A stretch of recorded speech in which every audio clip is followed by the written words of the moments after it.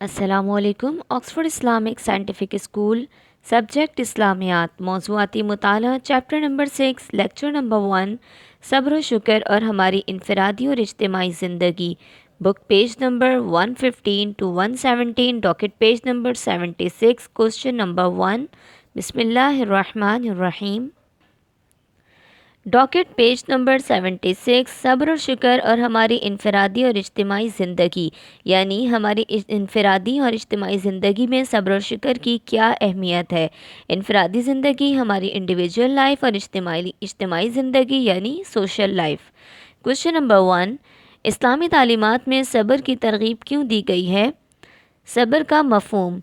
लुग़वी मायनी सब्र के मायनी रोकने और सहारने के हैं। इस्तिलाही मायनी अपने नफ्स को इज़्तिराब और घबराहट से रोकना और इसको अपनी जगह साबित कदम रखना सब्र कहलाता है। यानी जो मुश्किल हालात में अपने आप को परेशानी, घबराहट के इजहार से और गुस्से के इजहार से रोकना और अपनी जगह पर साबित कदम रहना सब्र कहलाता है।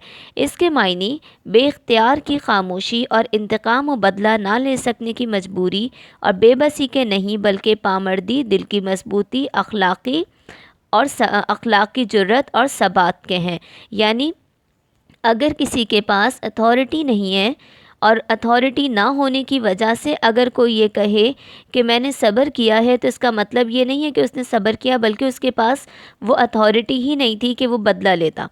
सब्र कहते हैं कि किसी इंसान के पास बदला लेने की ताकत मौजूद है, उसके पास मोहलत है, उसके पास वक्त है, उसके पास अथॉरिटी है, उसके पास ताकत है, लेकिन उसके बावजूद अगर वो सब्र करे और इंतकाम ना ले, उसको कहते हैं सब्र। कुरान मजीद में सब्र की तारीफ़। कुरान मजीद में सब्र की तारीफ़ ये है कि राह हक़ पर चलते हुए सदमों, तकालीफ़, रुकावटों, मुखालफतों और नागवारियों को बर्दाश्त करना और हर किस्म की नामवाफ़िक हालात के बावजूद नेकी और सच्चाई की राह पर डटे रहना सब्र कहलाता है। इस्लामी तालीमात में सब्र की तरगीब।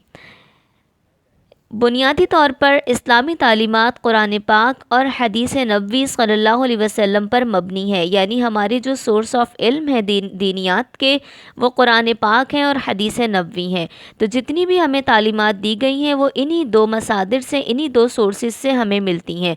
इस्लामी तालीमात के इन दोनों मसादिर यानी सोर्सेज में मुतअद्दिद बार सब्र की तरगीब दी गई है। कुरान मजीद में तकरीबन 75 टाइम्स सब्र का ज़िक्र आया है, जिनमें सब्र करने वालों की खूबियाँ और औसाफ बार बार बयान किए गए हैं और सब्र के नताइज और समरात बेशुमार बयान किए गए हैं।